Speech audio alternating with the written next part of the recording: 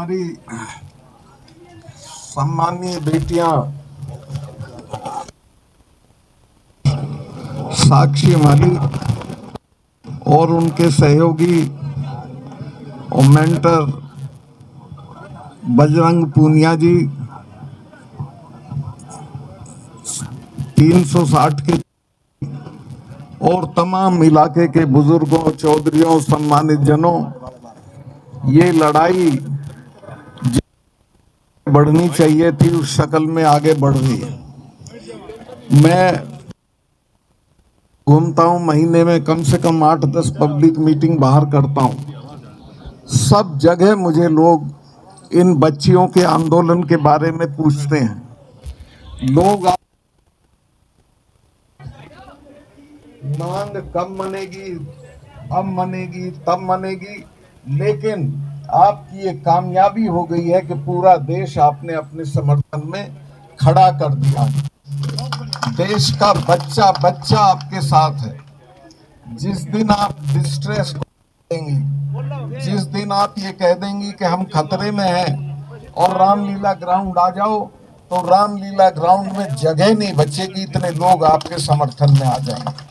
कोई चिंता करने की जरूरत नहीं है, क्योंकि आप इतिहास के सही पक्ष की तरफ हैं। आपकी मांग जायज है, आपके साथ जाति हो रही है, आपकी सुनवाई नहीं हो रही है। मैं जो दिल्ली में बैठे उन्हें बताना चाहता हूं कि हम उस इलाके के लोग हैं जहां एक द्रौपदी के सम्मान के लिए कई हजार लोग कट गए थे और जान दे दी थी सबने। ये तो इतनी बच्चियों का सम्मान है, 7 या 8 का सम्मान है।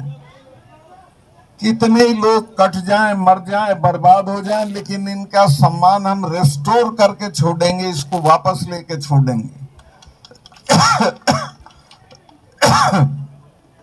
मैं इमरजेंसी में जेल में था, तो वहां मैंने महाभारत पढ़ा था। उसमें एक एपिसोड आता है जिसमें कृष्ण भगवान सवेरे सवेरे द्रौपदी के पास पहुंचते हैं और हाथ जोड़ के बैठ जाते हैं। द्रौपदी पूछती है क्या हुआ? कहने लगे नहीं, मुझे तुमसे एक भिक्षा चाहिए, मैं कुछ मांगने आया हूं। द्रौपदी ने कहा क्या मांगने आए हो? तो उसने कहा मुझे अपनी और अर्जुन की, 2 लोगों की हमारी जान बख्श दो, चूंकि मुझे मर्दों के खिलाफ हो चुकी हो और तुम दुनिया के सारे मर्दों को बर्बाद देखना चाहती हो, और तुम ऐसा चाहोगी तो ये हो जाएगा, लेकिन हम 2 पे तुम कृपा कर देना। अगर इन बच्चियों के साथ ज्यादा जाती हुई तो पता नहीं कितनी बर्बादी के बाद ये मांग माननी पड़ेगी इनको, जो आज नहीं मान रहे हैं। चौधरी वीरेंद्र सिंह जी ने मेरी पार्टी बीजेपी बता दी। मैं तो जिस दिन गवर्नर बना था उसी दिन पार्टी से ताल्लुक खत्म हो जाता। मेरा कोई ताल्लुक नहीं है और जिंदगी में उस तरफ कभी देखूंगा नहीं। मैं तो उस लड़ाई में कूद पड़ा हूं जिसमें इनको बेदखल करना है, जिसमें इनको हटाना है। अकेले पुलवामा का जो मैंने रहस्य उद्घाटन किया है, अगर इसी को लेके हम गांव गांव चले गए, ये फैल गया है। टीवी पे तो इसको नहीं आने दिया था उन्होंने, उसी दिन शाम को ये पाबंदी लगा दी थी कि पुलवामा के मामले पे एक लाइन नहीं जानी चाहिए। लेकिन ये हमारे बच्चे जो वो करते हैं, इससे सोशल मीडिया घर घर चला गया है। हर आदमी पूछ रहा है कि अच्छा हमारे बच्चे मरवा दिए इन्होंने सिर्फ अपनी राजनीति के लिए, कोई जांच नहीं की उस मामले में। और मैंने यही कहा था कि हमारी गलती से हुआ, तो मुझे कहा गया कि चुप हो जाओ। मैं समझा इसलिए चुप कर रहे हैं कि जांच कराएंगे। आज तक कोई जांच उसकी नहीं हुई है। 42 बच्चे हमारे सब घरों के जवान बच्चे चले गए और इनको कोई उसका असर नहीं हुआ। तो ये इतना बड़ा मुद्दा है कि ये तो इसी पे जिबे हो जाएंगे, इनका पता भी नहीं चलेगा कहाँ चलेंगे। और ये बच्चियों के साथ जो अन्याय कर रहे हैं, ये सर पे चढ़ के बोलेगा। ये जब गांवों में जाएंगे सब जगह लोग इनसे पूछेंगे कि उन बच्चियों का क्या कर रहे हो। इन पे कोई जवाब नहीं होगा। इसलिए मैं जो भी बीजेपी से जुड़े हुए लोग हैं उनसे कहना चाहता हूं कि अपनी जान बचानी है तो अभी से दबाव डालो कि इन बच्चियों के सवाल को मान लें, इनकी मांग को मान लें, इनका अपमान ना करें। मैंने देखा रात में जब ये बारिश में वो अपने लिए तख्ते मंगवा रही थी, तब इनके साथ पुलिस का जो व्यवहार था वो बहुत शर्मनाक था। लेकिन यहाँ तो सब प्रशासन में समझ शर्म खत्म हो चुकी है, सरकारों में तो हो ही चुकी है, लेकिन जनता में अभी बची हुई है। अगर ये लड़ाई जल्दी से खत्म नहीं की और इनकी बातें नहीं मानी गई तो ये बहुत दूर तक जाएगी। और जैसे किसानों के मामले में माफी मांग के कानून वापस करने पड़े, इसी तरह से माफी मांग के इन बच्चियों की मांग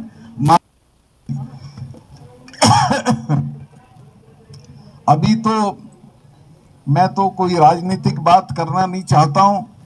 मैं जब प्रधानमंत्री जी से मिलने गया किसानों के मामले पे और मैंने उन्हें कहा साहब ये 6 महीने से पड़े हैं, इनसे अब तक बात नहीं हुई है, कुछ बातचीत हो जाए, इनको कुछ ले दे के निपटा दीजिए। तो बोले चले जाएंगे सतपाल, क्यों फिक्र करते हो।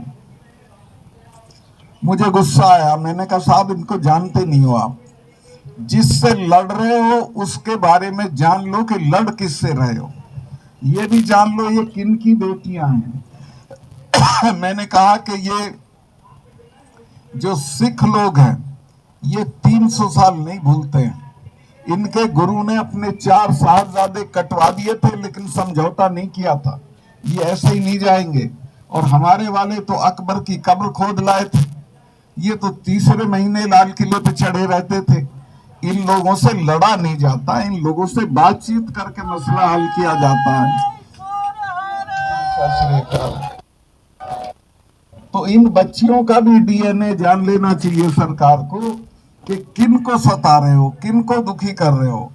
इनके साथ वो लोग हैं जो कितनी दूर तक चले जाएंगे, बर्बाद कर। मैं यही प्रार्थना करूंगा कि इनको सद्बुद्धि आए, जल्दी से जल्दी इनकी मांग मान लें। अभी मैं जब ये मेडल जीत के आती हैं, एक तो मैं आपको बताऊं जब ये पोडियम पे खड़ी हो और तिरंगा लहराया जाता है, राष्ट्रगान गाया जाता है, तो हर आदमी के बदन में एक झुरझुरी हो जाती है। लेकिन अच्छा उस वक्त इनकी जात नहीं पूछते, ये 10 मेडल लाई है कितनी किस जाति की हैं, अब इनकी जात पूछ रहे हो, शर्म आनी चाहिए तुमको। इनकी कोई जाति नहीं है, इनकी एक ही जाति है कि राष्ट्र देश के लिए हैं, मेहनत करके नाम और सम्मान कमाया है। कुछ एहसान मानो और इसकी भरपाई करो इनकी बात मान के। मैं बहुत लंबा भाषण करने की स्थिति में नहीं हूं, मेरी तबीयत भी नहीं ठीक है, पैरों में चोट है, इसके बावजूद मैं व्हीलचेयर लेके 2 बार आ चुका हूं और आता रहूंगा, कोई ऐसी बात नहीं है। पर मैं बच्चियों को ये आश्वस्त कर देना चाहता हूं कि कुछ मत करो, आप बैठे रहना, खाना खाते रहना, ये पूरा देश आपके साथ खड़ा है। जब ये अन्याय सर के ऊपर से उतर जाएगा तो आप देख लेना लोग इनके बंगलों में घुस जाएंगे, और ये तो नजदीकी है बंगला जिसकी जरूरत है हमको, तो ये दिल्ली छोड़ के भाग जाएंगे। तो मैं अंत में आपको बच्चियों को आश्वस्त करता हूं कि किसी किस्म की कोई जरूरत हो, मैं वीरेंद्र सिंह जी हम पूरी तरह आपके साथ हैं और कोई फिक्र करने की जरूरत नहीं है। और चौधरी साहिबान आप सारा दिन ताश पीटते हो, उससे बेहतर है यहाँ आके बैठ जाया करो और रोज आ जा, आप भी अपने लोगों को कह दो, ठीक है। अच्छा सर जी, ठीक है, धन्यवाद।